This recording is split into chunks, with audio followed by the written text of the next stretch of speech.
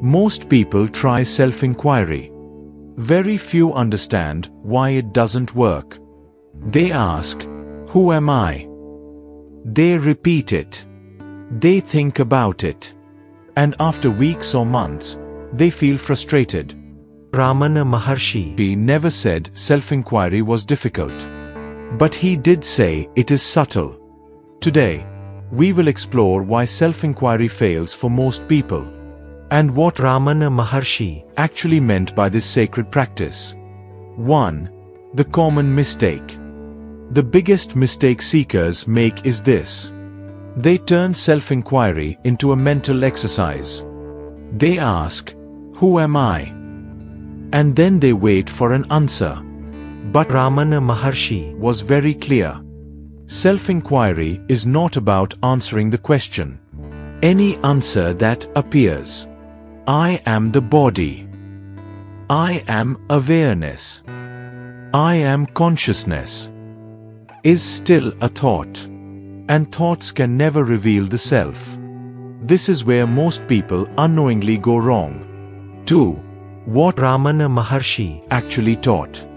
Ramana Maharshi said, "Do not ask, 'Who am I?' verbally. Do not search for an answer. Instead, turn attention toward the feeling of I itself. When a thought arises, ask quietly, 'To whom does this thought appear?' The answer will come naturally.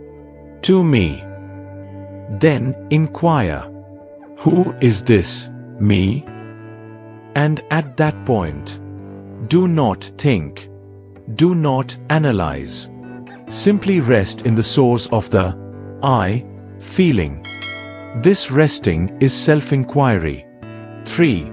Why the mind resists.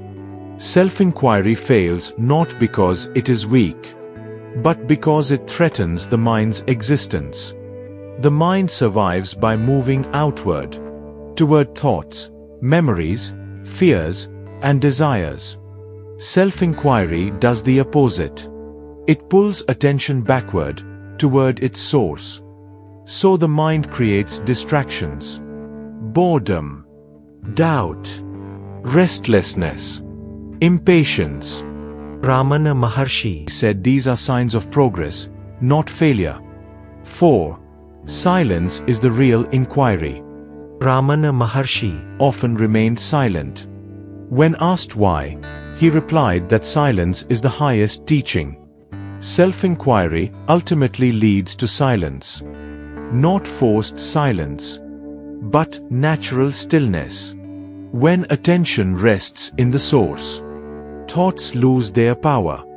No effort is required. No struggle is needed.